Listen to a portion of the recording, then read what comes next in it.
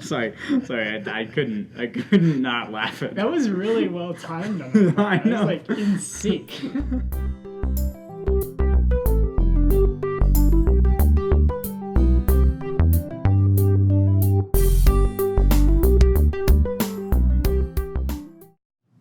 Hey everybody, welcome to Seriously Lighthearted Yoga. Today we're going to be talking about asceticism. Asceticism. And really how that kind of plays into your practice. Yeah. As a yogi.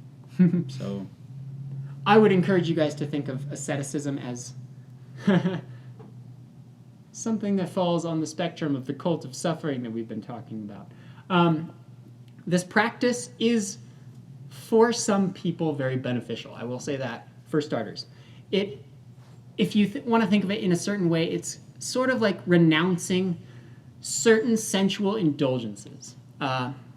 Renouncing, say, maybe food, and you're only going to maybe beg for food or something, or you aren't going to own a house and you're going to go sleep out in the woods in a loincloth. These are the kinds of things that Siddhartha in the book Siddhartha dealt with for the kind of beginning part.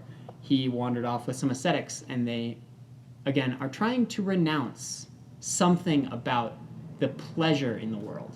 Mm-hmm.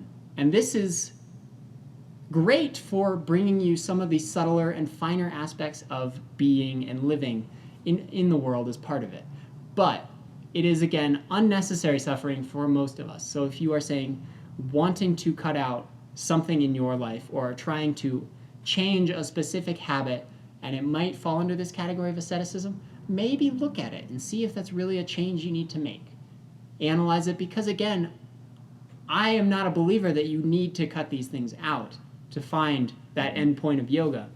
I think everyone has the opportunity to be right where they are right now to find it. And if for some reason you think you do, fine, you can take that sensual indulgence out of your life, and that is asceticism. That is the practice of it, and really, it's like Lent in Christianity. But yeah, guys, this is not something that is necessary. It is often something that is tied to yoga, and I just wanted to address that really briefly. It's here. Not, yeah, yoga and asceticism are not one and the same. It's not compulsory. One is not compulsory to the other. So it is a choice whether you decide to subscribe to the cult of suffering and you do this. That's fine.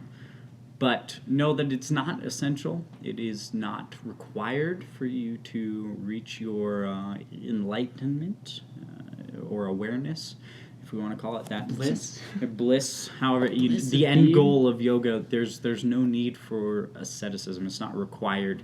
It's just one by path, law. But it gets you there. Mm-hmm. And it may be something as simple as trying asceticism to build that awareness. But it's not necessarily a practice that you need to hold for the foreseeable future, necessarily. Again, it's up to you. It is your yoga practice. Do with it what you will, so long as you feel like you're moving in the direction forward, towards that not that one step forward, awareness. 2 steps back. We don't want that.